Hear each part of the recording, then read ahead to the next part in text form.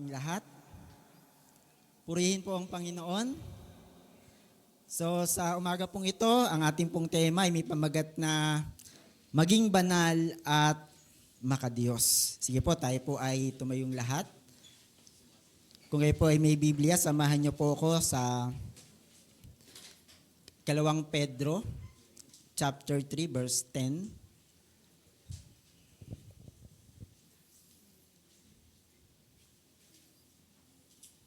2 Pedro chapter 3 verse 10.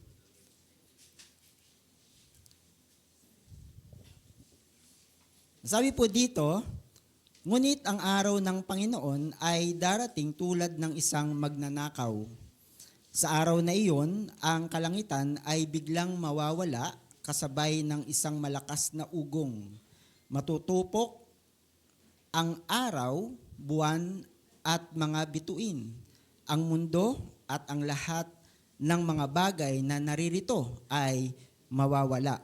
Sa verse 11 ng chapter 3 ng 2 Pedro, at dahil ganito ang magiging wakas ng lahat ng bagay, mamuhay kayo ng may kabanalan at sikapin ninyong maging makadiyos. Tayo po ay muling sama-samang manalangin sa ating Panginoon. Lord, maraming salamat po, Diyos, sa umaga pong ito. At kami po ay inyo pong dinako sa lugar pong ito pang magpuri, magpasalamat, manambahan sa iyong kabutihan.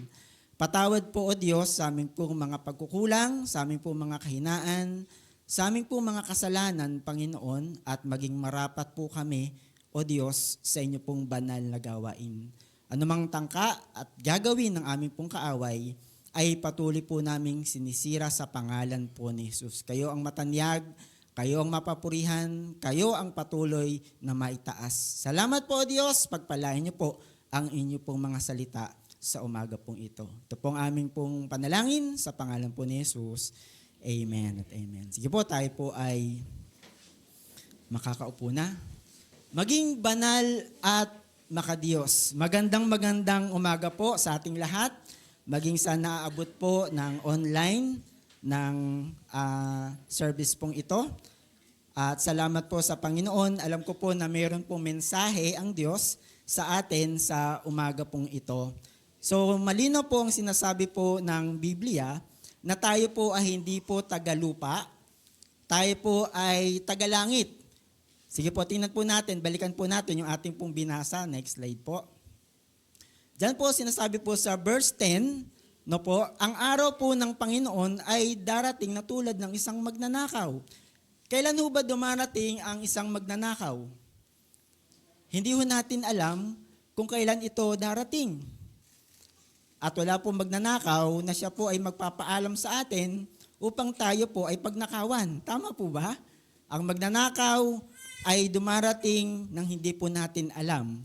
Ang tanong, tayo po ba ay handa sa magnanakaw na ito? Pero kung ating pong lalaliman, ang salita po ng Diyos, tayo po ba ay handa sa anumang oras ng pagdating ng ating Panginoon? Amen. No po? At sabi po dyan, ang kalangitan ay biglang mawawala kasabay ng isang malakas na ugong, matutupok ang araw, buwan at mga bituin. Ang mundo at ang lahat ng bagay na naririto ay mawawala. So alam niyo po, minsan ang pinagtutuunan ng pansin ng tao ay mga bagay lamang dito sa lupa. Naho. Pero maliwanag po ang sinasabi po ng Biblia. Naho. Kaya sa verse 11, ang sabi po diyan, next po. Sabi po dito, mamuhay kayo ng may kabanalan at sikapin ninyong maging makadiyos. So paano ho ba ito? So siguro i-define po natin at tingnan muna natin sa English translation kung ano sinasabi ng 2 Peter o 2 Pedro chapter 3 verse 11. Ang sabi po diyan, since all these things are thus to be dissolved, what sort of persons ought you to be in lives of holiness in godliness? Holiness and godliness. So, ngayon sa umaga pong ito, medyo define po natin kung ano po bang ibig sabihin ng holiness. Ang sabi po ng holiness, sige po, A life of holiness and a total devotion to God. Total devotion to God. Yung total po nito is a full surrendering of our life to God. So kung kakamustahin po natin ang ating pong devotion o yung pong ating pong pakikiniig sa ating pong Panginoon, ay kamusta na po sa mga oras pong ito? Total devotion. Next po, tingnan po natin sumunod. To be holy means to be separated from the world of sin. Separated from darkness. Separated from the devil by faith the Lord Jesus. So tayo po, para daw po tayo maging holy, magkaroon tayo ng total devotion sa ating pong Diyos at total separation, no po, sa mundo na makasalanan. Sa kadiliman. Bakit to? Kasi nandun na tayo sa kaliwanagan eh. Kaya hindi po pwedeng magsama ang kadiliman at ang kaliwanagan. Di ba? Hindi naman pwede magsama eh. Gabi tapos umaga, di ba? So lumilipas ang dilim, nagiging liwanag. So gayon din po tayo na mga mananampalataya, no po. Sabi po diyan, tayo po ay humiwalay, no po, dito po sa sinasabing world of sin, sa mundong makasalanan, sa darkness, sa kadiliman, at sa devil, sa mga gawa ng ating pong kaaway. By faith in the Lord Jesus. So ano naman po yung godliness? Next po. What is godliness? Sige po. It means to be genuinely sincere toward God. Yung pagiging sincero po natin sa ating Panginoon. Nung tayo po ay kanyang tinawag bilang kanyang mga anak. So gaano po tayo ka-sincere? At gaano po ka-genuine? Pag sinabing genuine, yung tunay. Amen? At hindi po fake. Ayan. So ngayon po ay na-identify na po natin sa mas malalimang pangkaparaanan o na-define natin ano ba ang holiness, ano ba ang godliness, at ito po ay sinasabi na mamuhay po tayo ng may kabanalan at may pagkatakot sa ating pong Diyos. Ang hirap naman, brother. Ang hirap mamuhay. Totoo. Mahirap mamuhay ng may kabanalan at makadiyos na pamumuhay kung tayo po ay hindi po totally naka-attach sa ating Panginoon. Mahirap. Bakit po? Kasi malakas ang hatak ng sanlibutan. Malakas at maraming tukso sa sanlibutan. Kung titingnan nga po natin, paglabas po natin ng iglesia pong ito, ang daming hatak sa atin. Nandyan yung umpukan, handan yung mga kaibigan po natin na hindi po nakakilala sa Panginoon. Amen po ba? Ang daming kasalanan, na minsan nauudyokan tayong gumawa rin ng mga bagay pong iyon, pero dito po makikita po tayo kung talaga tayo po ay matatag sa ating pong pananampalataya, kung ang mga kasama po natin ay hindi naman nananampalataya. Amen po? So dito makikita ang tunay nating pananampalataya sa Diyos kung tayo po ay patuloy pa rin bang susunod na kahit nahiwalay na tayo sa mga kasamahan po natin, sa mga kapatiran po nating mananampalataya. Yung kasama mo, 10. Minsan 5. Ikaw lang yung mananampalataya. Ikaw lang yung nakakilala sa Panginoon. Meron po silang ginagawa na hindi kalooban ng Panginoon. Anong gagawin natin? Tayo po ba ay sasama sa kanila dahil ikaw ay nagsosolo na lang? O ikaw ba ay hihiwalay sa kanila dahil alam mo na hindi yun ang kalooban ng Diyos na dapat mong gawin? Amen po? Nasusundan po natin? Holiness and godliness. Dahil po tayo ay nasa panig na po ng Diyos.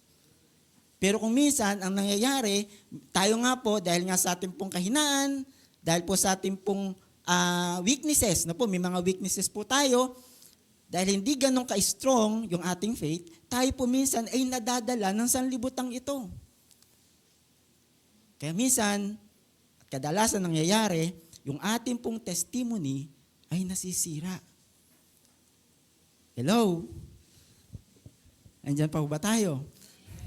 Di ba yung testimony po natin na kailangan ho natin pangalagaan dahil tinanggap po natin si Lord. At mainam po na nung tinanggap po natin ang ating pong Panginoon, ito po ay nakikita sa ating pong buhay. At sa umaga pong ito, titingnan po natin at iisa-isan po natin itong mga bagay pong ito. Sige po, next slide po. Tingnan po natin yung mga bagay na mainam po natin daw bantayan.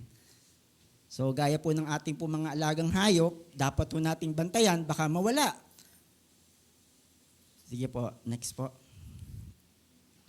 The way we think.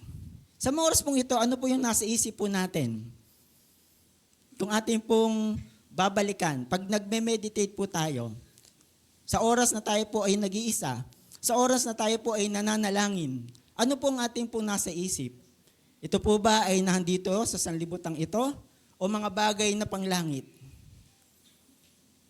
Hello? Batiin niyo po ba ako? God is reminding us. Ano yung nasa isip natin? Ano yung pumupuno sa isip po natin? Mga bagay na nandito sa mundo lamang po ba? O mga bagay doon sa langit? Yung for eternity. Yung pong eternal na mga bagay. O yung mga bagay na temporal lamang na nandito sa sanlibutan.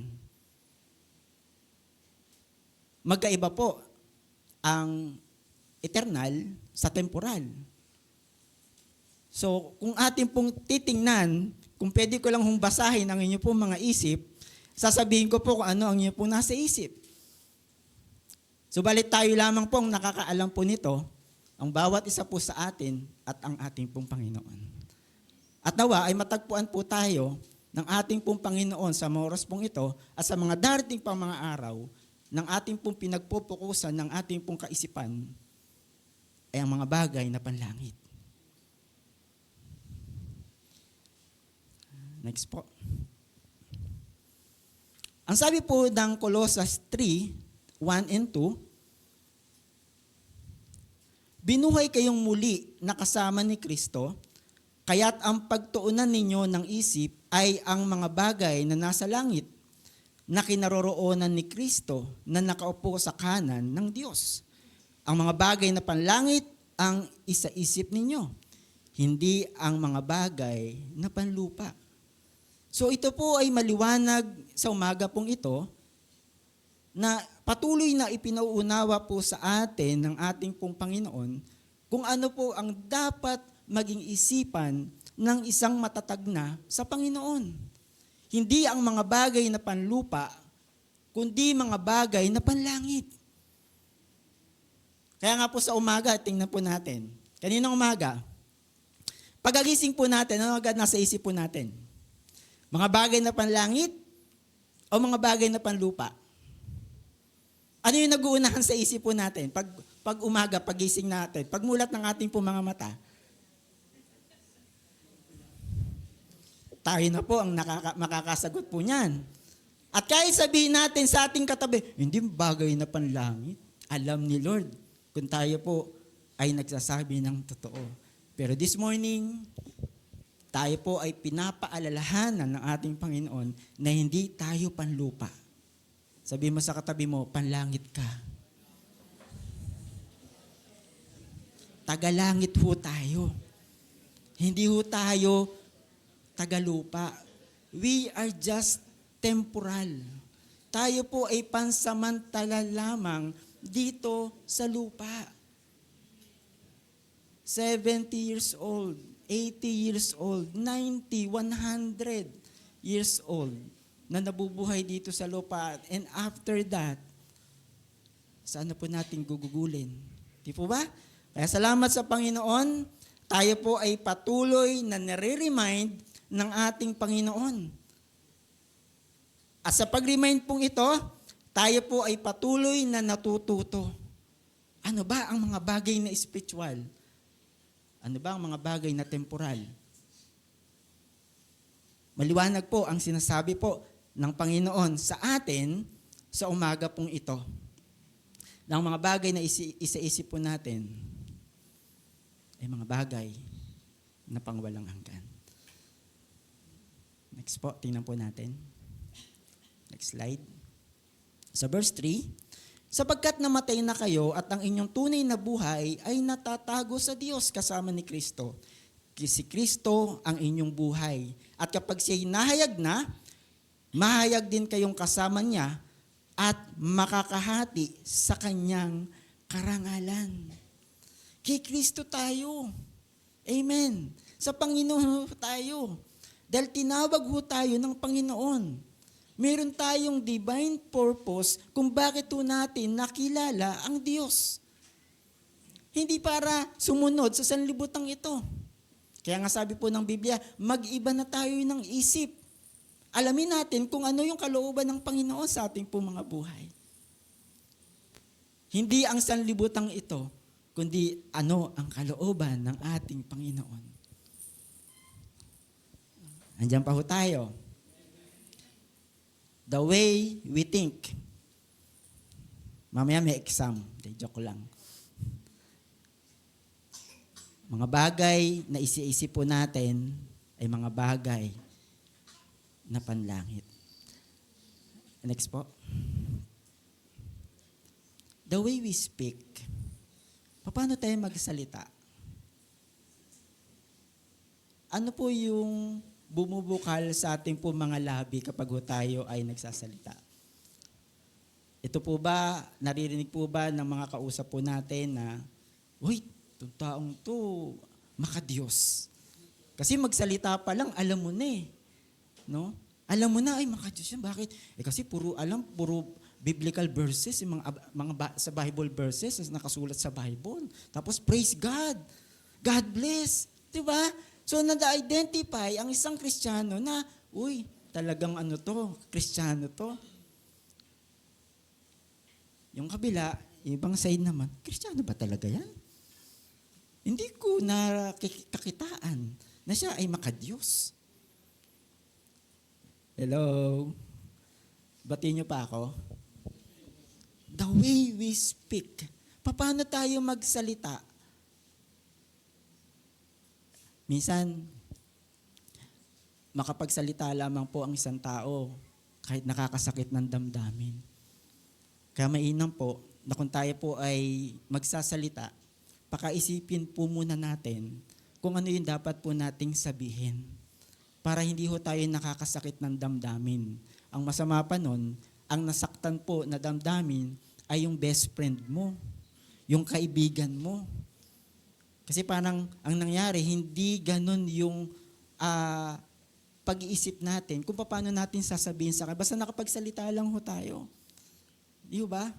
So, yung paano tayo magsalita is a part ng pagiging Kristiyano. At ito po'y bantayan po natin. Sino ho may makakaibigang Marites? Si Marites po, dapat mashiran ng Word of God. Para itong Marites, silang mga Marites, ang ipamalita na nila ay salvation na nanggagaling sa ating Panginoon. Hindi yung buhay ng may buhay. Hindi yung buhay ng kanilang kapitbahay. Di ba?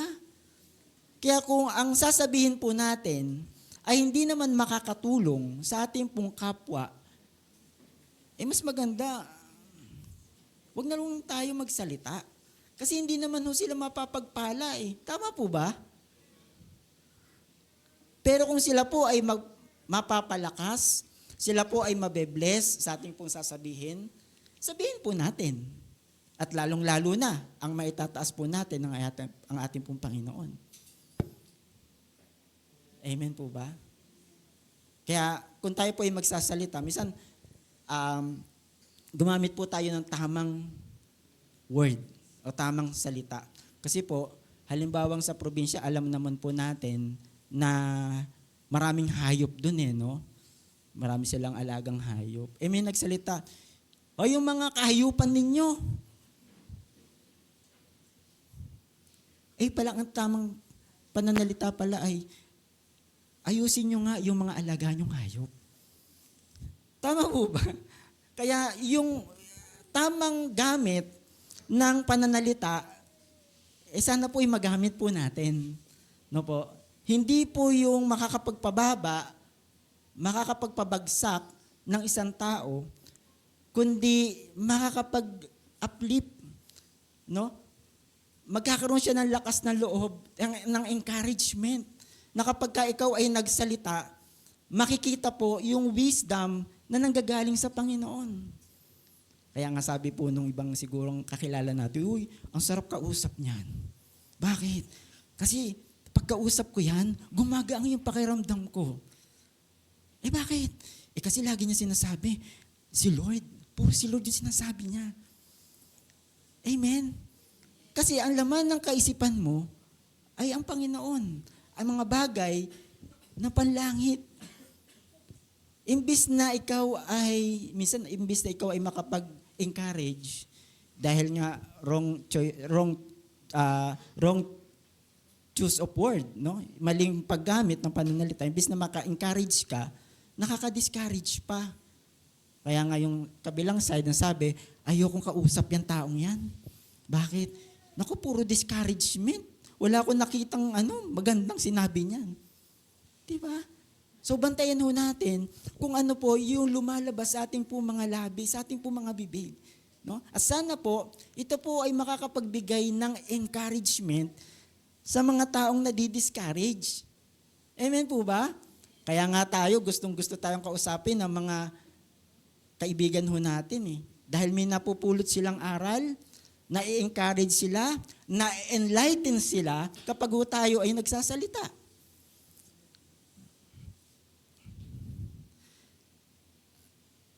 Tingnan po natin ang susunod na slide. Sabi po sa Mateo 12:36 and 37, ngunit sinasabi ko sa inyo, sa bawat salitang walang kabuluhan na sabihin ng mga tao, magbibigay sulit nga sila sa araw ng paghukom. Ito ay sapagkat sa iyong mga salita, ikaw ay mapapaging matuwid at sa iyong mga salita ay hahatulan ka. Kaya yung iba, hindi na nagsasalita. Kasi may kasabihan, less talk, less mistakes. At nagpapakita na ikaw ay malalim. Nandyan pa ho tayo. Patuloy ho tayong natututo sa aral ng Panginoon. Kaya po kung tayo po ay magsasalita, sana po ito po ay nakakapagbigay ng encouragement sa ating mga kausap. Nang sa gayon, tayo po ay kagigiliwang kausapin ng ating po mga kaibigan. To God be the glory. Dahil ikaw ay ginagamit ng Panginoon. Kung hindi pa, ikaw ay gagamitin ng ating Panginoon.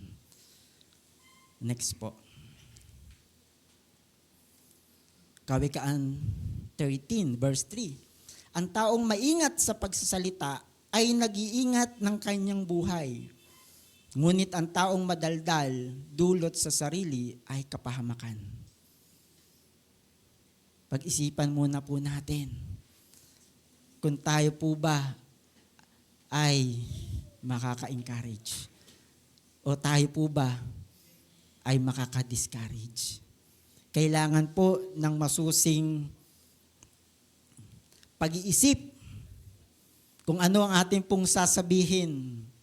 Amen po ba? At hindi lamang basta ho tayo makapagbitaw ng ating pong mga salita. Ito po ay maliwanag na po. Maliwanag na sinasabi po ng ating pong Panginoon. Next po.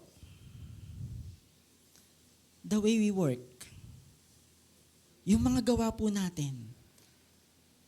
Kamusta na po ang ating pong mga gawa? Yung mga good works po natin na patuloy na inaasahan ng Diyos na makita po sa kanyang mga anak. Ano po yung una? the way we speak, the way we think, the way we think, the way we speak, the way we work. Kasi po, pagka nanunumpa ho tayo, di po, sa isip, salita, at sa gawa. Ayan. So sana po sa ating pong paglakad sa ating pong Panginoon, patuloy po nating mabantayan ang mga bagay pong ito upang tayo po ay hindi madiskaril sa ating pong paglakad palapit sa ating pong Panginoon. Hindi po madistort yung ating pong pananampalataya sa ating Panginoon at makita ng Diyos na tayo po ay naka-align sa Kanyang plano sa ating pong mga buhay. Kamusta na ang ating pong pag-iisip? Kamusta na ang ating pong pagsasalita? Kamusta na ang ating pong mga ginagawa? Ito po pa rin po ba ay naaayon sa kagustuhan ng ating pong Panginoon? Tingnan po natin sa next slide. Sabi po ng Colossians chapter 3, ito po ay alam na po natin at ito po ay nire-remind lang sa atin ng ating pong Panginoon. Ano man ang inyong ginagawa, gawin ninyo ng buong puso na parang sa Panginoon kayo naglilingkod at hindi sa mga tao. Sapagkat si Kristo ang Panginoong pinaglilingkuran ninyo at alalahanin yung pagkakalooban kayo ng Panginoon ng gantimpalang inilaan niya para sa inyo. There's a blessing. Hindi malilimutan ng Panginoon yung mga bagay na ginawa natin para sa Kanya. At sana nga po, patuloy tayong gumagawa habang tayo po ay nandito pa sa lupa. Gawin ho natin kung ano man yung ipinagagawa ni Lord sa atin ayon sa Kanyang pagkatawag sa ating pong mga buhay.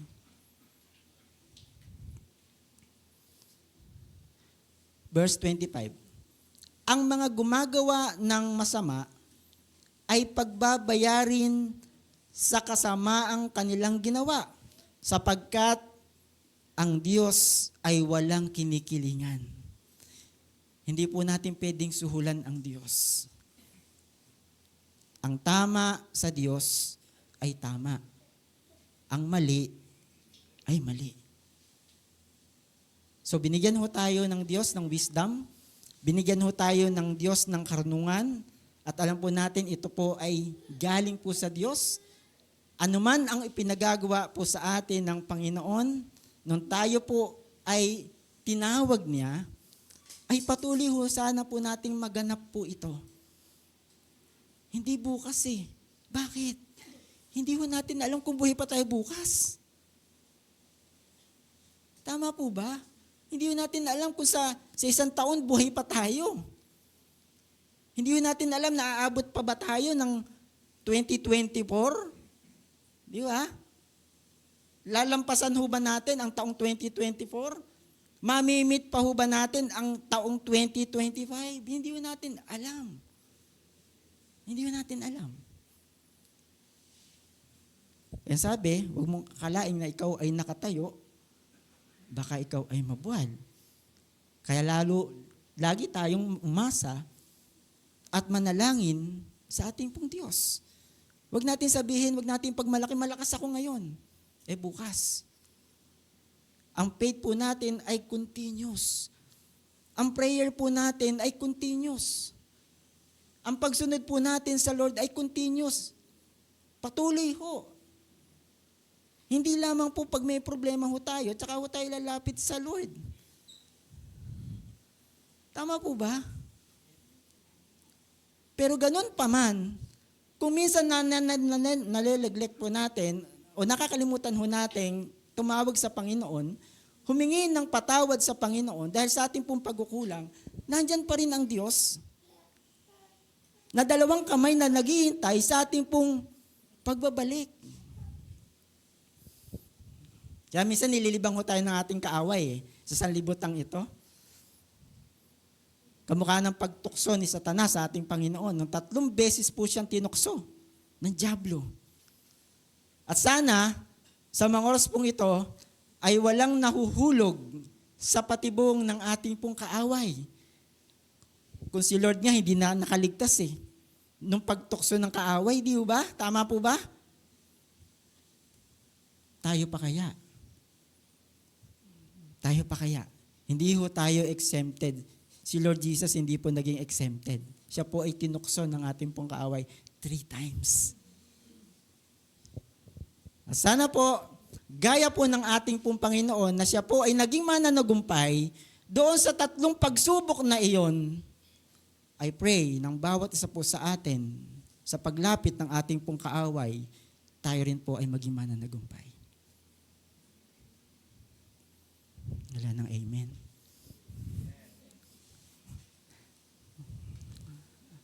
Patuloy ho tayo yung ating pong pananampalataya sa ating pong Panginoon. Hindi habang tumatagal, nanlalamig. Kundi yung habang tumatagal, ay nag-uuminit yung ating pong pananampalataya, yung ating pagsunod sa Diyos. Gaya ng isang mag-asawa. Uy, anniversary na namin. Ilang taon na ba kayo? Uy, tagal na. Ang sweet niyo naman. Kasi lumalalim yung kanilang pagsasamahan eh. Lumalalim yung kanilang relasyon. Eh yung isa, kamusta na kayo? Ilang taon na ba kayo mag-asawa? 3 taon na. Kamusta na kayo? Hiwalay na kami. 3 years pa lang, hiwalay na. Wag nga kayo magtaka. Meron nga sa ibang bansa, kakakasal lang, kinabukasan, hiwalay na eh. Hello? Yung relationship, kailangan po nating pahalagahan. Relasyon natin sa ating kapwa at relasyon natin sa Diyos. Yun lang naman po yung main na utos ng ating Panginoon, di po ba? Ang main. Pag-ibig sa ating pong Diyos, unang-una, at ang pag-ibig natin sa ating kapwa. Dalawa lang naman po yun eh. Ang tanong, kamusta na po yung ating pong pag-ibig sa Lord? At kamusta na po yung ating pong pag-ibig sa kapwa? Yun lang po yun. Doon lang po tayo umiikot na po sa kautusan with regarding sa pagmamahal. Next po. Kawikaan 4:23. Higit sa lahat, ingatan mo ang iyong isipan. Ingatan po natin kung paano tayo mag-isip. Sapagkat kung ano ang iyong iniisip, yun din ang magiging buhay mo. Kaya po meron po ako narinig, kapag daw kayo isang magulang at meron po kayong mga anak, sa mga batang maliliit, wag daw nating sasabihin, wala kang alam. Lagi niya sinasabi yun. Lagi nating sinasabi yun sa mga bata, wala kang alam, wala kang silbi. Alam niyo po, lumalaki yung bata, iyon ang natatanim sa kanilang isipan. Hello? Yun ang tumatanim. Maliit pa lang, sinasabi na nila, wala kang magagawa, wala kang kaya, wala kang silbi. Is that encouragement? Discouragement sa mga bata. Pwede na sabihin, uy, ang talino ng anak ko, magiging honor yan. Kahit nakita mo yung grade niya, 75, 76, 77. Ang talino ng anak ko. Magiging honor yan, magiging presidente pa nga yan eh. Kasi encouragement. Hello? Hindi ba nakakasarap ng damdamin? Na nakita mo yung grade niya, 7, lain na puro palakol. Tapos sasabi, uy, magiging senador nga yan eh. Magiging presidente pa yan pag tumakbo yan. It's great encouragement. Kahit alam mo, di ba?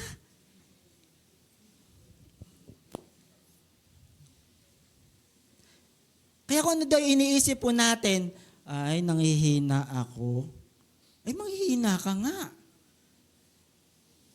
Hindi yung pwede mo naman isipin na kahit medyo nararamdaman mo, hindi maganda yung pakaramdam mo. Hindi, palalakasin ako ni Lord. Palalakasin ako ni Lord. Tama po ba? That's a positive thinking. Bakit ba sumasama yung pakiramdam mo? Kasi umulan naligo ko kaya naman pala Dapat ganun, may payong ka. Diba? Pangalagaan din natin ang ating po mga sarili. Ano pa ho ang sinasabi sa verse 24? Huwag kang magsalita ng kasinungalingan. Sino pa ho ang nagsisinungaling? Di ba? Sa Bible, sinabi, ang diablo, ang ama ng kasinungalingan. Dahil simula pa, siya ay ama ng kasinungalingan at hindi natin matatagpuan sa kanya ang katotohanan. Kung tayo po ay nakakilala sa Panginoon at tinanggap na po natin ang ating pong Panginoon, sabihin natin yung totoo. Amen po ba? Magalit na kung sino yung magagalit. Basta yung sinabi ko ay totoo. Saan ka ba galing? Sabi na nagsisinungaling. Sa classmate po namin. Ano naman ginawa niyo doon? Gumawa kami ng project. Tinanong yung classmate mo, totoo ba yung anak ko, yung kaibigan mo, kasama mo, galing sa inyo? Ay, hindi po. Maghapon po kaming hindi magkasama.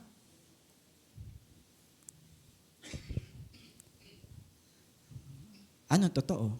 Nagsabi ka ba ng totoo? Nagsabi ka ng kasinungalingan? At walang kabuluhan. Verse 25, ituon mo ang iyong paningin sa mga bagay na mabuti. Pag-isipan mong mabuti ang iyong mga gagawin upang magtagumpay ka. So dito sinabi sa verse 26, pag-isipan mong mabuti. Marami po ngayon, hindi na makapaghintay, nagmamadali. Tama po ba? Pinapangunahan na si Lord. Lord, ang tagal mo naman sumagot. Ako na nga magdidesisyon.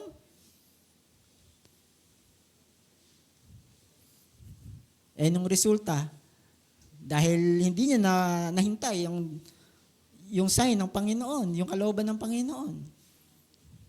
Lord, patawad po. Hindi po naging maganda yung bunga. Kung tayo po ay susunod sa Diyos, tayo po'y patuloy na mapapaayos. Amen po ba? Kaya sabi po dito, pag-isipan mo mabuti ang iyong mga gagawin upang magtagumpay ka, mamuhay ka sa katwiran at layuan mo ang kasamaan. Tunay, mga kapatid ko sa pananampalataya, mahirap magtagumpay kung wala si Lord. Mabibigo ho tayo. Huwag na nating itry. Kausapin niyo po yung mga taong tumanggap sa Panginoon, sumunod sa Panginoon, kung ano ang naging bunga nito sa kanilang mga buhay. At tanungin niyo po yung mga taong sumuway sa Panginoon, kung ano ang kinahitnanan o ang dulo ng kanilang buhay sa kanilang desisyon. Mapapag-compare po natin kung ano ang magiging resulta ng sumunod sa Panginoon at sumuway sa ating pong Panginoon. Huwag na ho nating itry na sumuway dahil meron na po nagte-testimony na hindi po maganda ang resulta kung tayo po ay susuway. At gawin na po natin kung ano yung gusto ng ating pong Panginoon. Next slide po. Kung akin po kayong tatanungin, pag naglaban po yan, sino ang mananalo? Yung inyong nasa kaliwa o yung nasa kanan? Sabi nung iba, hindi, nasa kanan, ang laki ng buka ng bibig. Yung nasa kabila, medyo maliit ang buka ng bibig. Sino kaya mananalo dyan? Yan. Ang sabi po, ang mananalo daw dyan, kung sino daw yung ating inaalagaan. No, kung sino yung ating inaalagaan, yung pinagbibigyan natin ng pansin, yung pinagtotoonan natin ng pansin. Di ba? Ganon din naman sa may alaga tayong mga hayop, di ba? Pakanin natin yung ibang hayop na alaga natin, mga aso natin. Tapos yung mga ibang hayop, huwag natin pakainin. Di ba manghihina sila, papayat sila. Pero yung mga asong inalagaan natin, sila po yung malulusog, sila yung masisigla. Tama po ba? Ano po yung kinalaman po sa atin, sa ating pong pananampalataya? Napakalaki po ng impact po nito.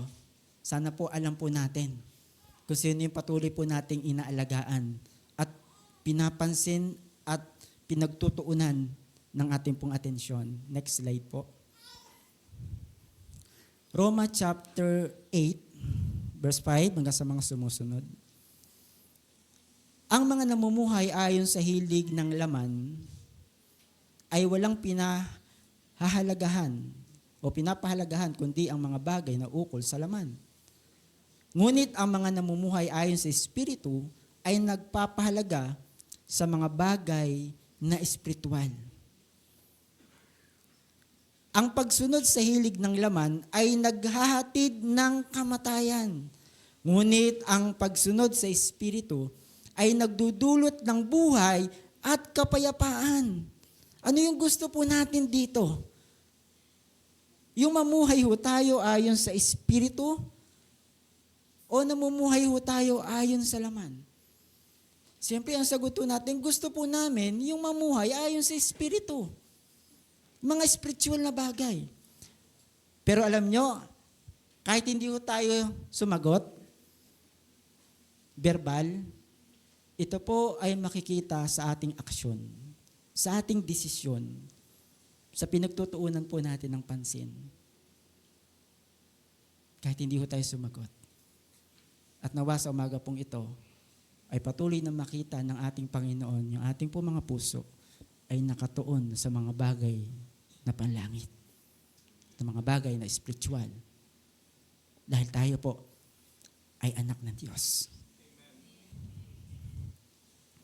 Verse 7. Kaya nga kapag itinutuon ng tao ang kanyang pag-iisip sa mga hilig ng laman, sila'y nagiging kaaway ng Diyos o kaaway po ng Diyos, yung mahilig sa laman, namumuhay ayon sa laman. Sapagkat hindi siya nagpapasakop sa batas ng Diyos at sadyang hindi niya ito magagawa. Dahil siya po ay namumuhay sa laman. Kaya pag pinag-usapan ng mga bagay ukol sa Diyos, wala siyang oras at panahon. Pero gustong pumunta ng langit.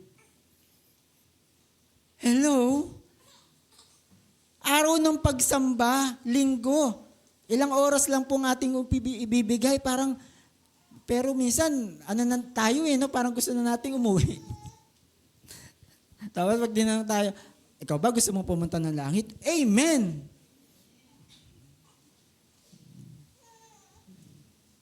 Ngayon pa lang po ay nagpa-practice na po tayo. Dahil po isa practice kung paano umawit, magpuri sa Diyos, magpasalamat sa Diyos. No? Sana po patuloy po nating pinapahalagahan ang mga bagay na spiritual. Kung tayo man po ay may mga gawain, tayo po ay patuloy na makadalo. Kung may mga opportunities na po sa mga ministry, tayo po ay makijoin. No? Palakasan ho tayo. Finders keepers, no? Ano tayo? Brothers keepers po tayo. No? Na bantayan ho natin ng ating po mga kapatid. Ngayon, katabi mo, tapos bukas wala. Nasaan yung katabi ko dito? Hindi ko na nakikita. Di ba? Tayo po ay patuloy na mag-remind na po, paalalahanan po natin ang bawat isa na magpatuloy ho tayo sa Panginoon. Kasi kanina, sinabi ho natin, nabasa ho natin, na nalalapit na ang pagdating ng ating Panginoon. At hindi ho natin alam kung kailan. Yamang tayo po ay tinawag ng Panginoon, gumawa ho tayo, mag-isip ho tayo, no po, kung anong kalooban ng Panginoon. Ano pa ho ang sinasabi po dito? Verse 8. at ang nabubuhay ayon sa hilig ng laman ay hindi maaaring kalugdan ng Diyos. Ito po ay maliwanag na sinasabi po ng Biblia. Kaya kung kayo po ay may Biblia, tingnan niyo po, ano po ba yung nasusulat sa inyong hawak na Biblia? Ito po ba ay kaparehas ng nasa slides po ngayon? Kaya po yung Bible study, yung pag-aaral ng salita po ng Panginoon, ay napakahalaga po nito upang tayo po ay hindi mailigaw ng sino mang magtuturo po sa atin. Meron tayong basis, meron tayong kaalaman patungkol sa Panginoon. Sabi ko nga, nung kami po yung nag-uusap sa isang gawain, hindi yung parang baka. Na kahit anong sabihin na nagsasalita, oo nga. Kung alam mo ang katotohanan, you stand what is right. Ano ba sinasabi ng Biblia? Dahil nag-aral ka ng salita ng Panginoon. Lumalim ka sa salita ng Panginoon. Ang hirap, kung tayo po ay hindi po nag-grow sa salitahan po ng Panginoon.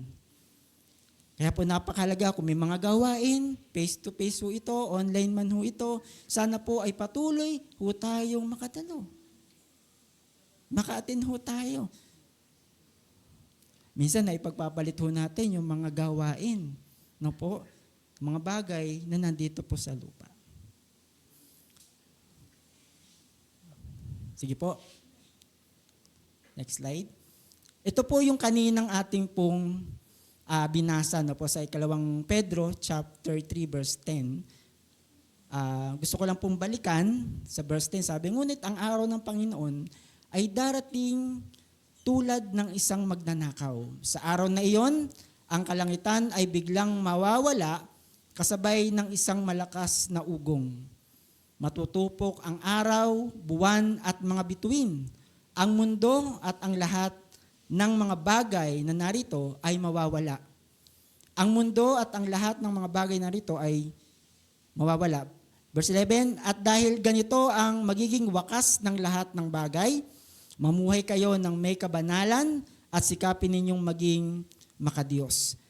Verse 12, habang hinihintay ninyo ang araw ng Diyos, magsikap kayong mabuti upang dumating agad ang araw na ang kalangitan ay matutupok at ang mga bagay na naroon ay matutunaw sa matinding init. Ito yung maganda. Verse 13. Subalit ayon sa pangako ng Diyos, naghihintay tayo ng bagong langit at ng bagong lupa na paghaharian ng katwiran. Kaya nga, mga minamahal, habang naghihintay kayo, sikapin ninyong kayo'y madatnang namumuhay ng mapayapa, walang dungis at walang kapintasan. So napakaliwanag po ng message po ng Panginoon sa umaga pong ito. Dahil mahal po tayo ng Diyos. Sana po tayo po ay magpatuloy sa ating pong paglilingkod sa Panginoon. Abutan niya po tayo na mainit ang ating pong pananampalataya at hindi maligamgam. Dahil ang maligamgam ay isusuka pa rin ng ating pong Panginoon. Amen po. Salamat po sa kanyang mensahe sa umaga pong ito. Nawa ito po ay naging pagpapala sa bawat isa. Na po? The way we think, the way we speak, the way we work. Amen po ba? Purihin po ang Panginoon at sana nga po ang buhay na ito na ipinahiram ng ating pong Panginoon ay patuloy na magamit para sa Kanya. Tayo po ay tumayo.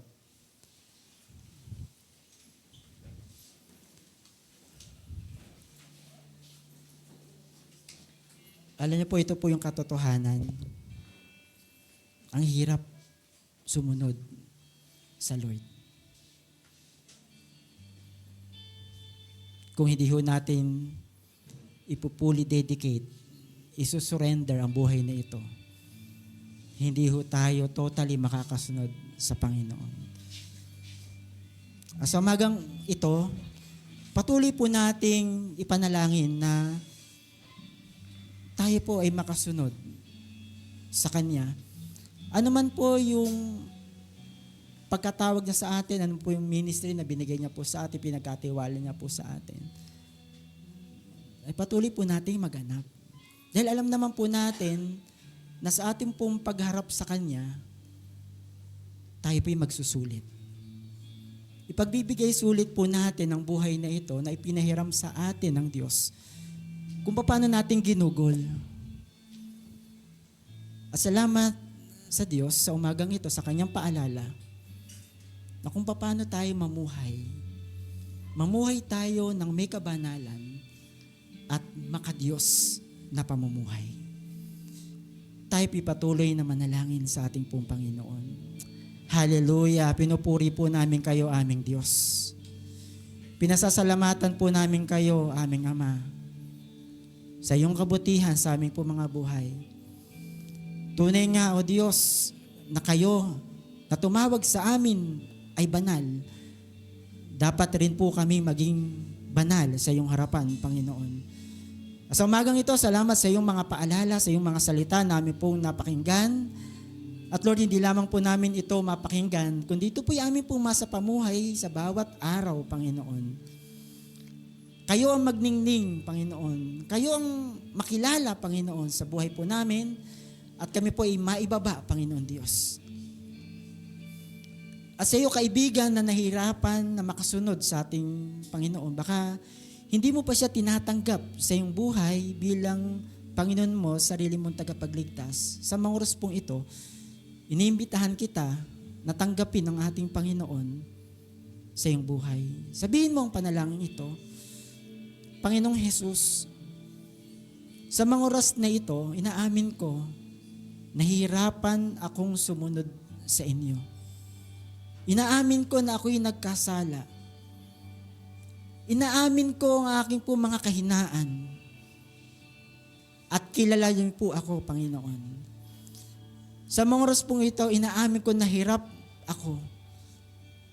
Lord, sa umagang ito, tinatanggap kita bilang Panginoon ko at sarili kong tagapagligtas. Inaamin ko na hindi ko po kaya. Subalit ikaw ang na aking Diyos ay makakagawa ng lahat ng bagay sa aking buhay. Sa pagkakataong ito, salamat po sa inyong pagtanggap sa akin bilang inyong anak. Salamat po sa buhay na walang hanggan na ginawa nyo sa krus ng Kalbaryo. Sulat nyo po ang aking pangalan sa aklat ng buhay. Maghari po kayo sa aking buhay. Salamat po sa pagpapatawad. Salamat po sa pagtanggap nyo po sa akin, bagamat ako po ay nalayo sa inyo. Salamat po sa iyong pag-ibig at habag sa aking buhay. Patuloy po kitang pinapupurihan sa pangalan po ni Jesus. Hallelujah. Patuloy po tayong manalangin. Panginoon Diyos, maraming pong salamat sa mga bagay na ginagawa niyo po sa buhay po ng inyong pong mga anak na nagtitiwala po sa inyo. Lord, nabigyan po namin kayo nawa ng kapurihan, pagsamba, Panginoon, pagdakila, pasasalamat sa umaga pong ito. Lord, patuloy po kayong mangusap sa bawat isa hanggang sa matapos, Lord God, ang service pong ito. Sa ipong papuri, pasalamat sa pangalan po ni Jesus. Amen at amen.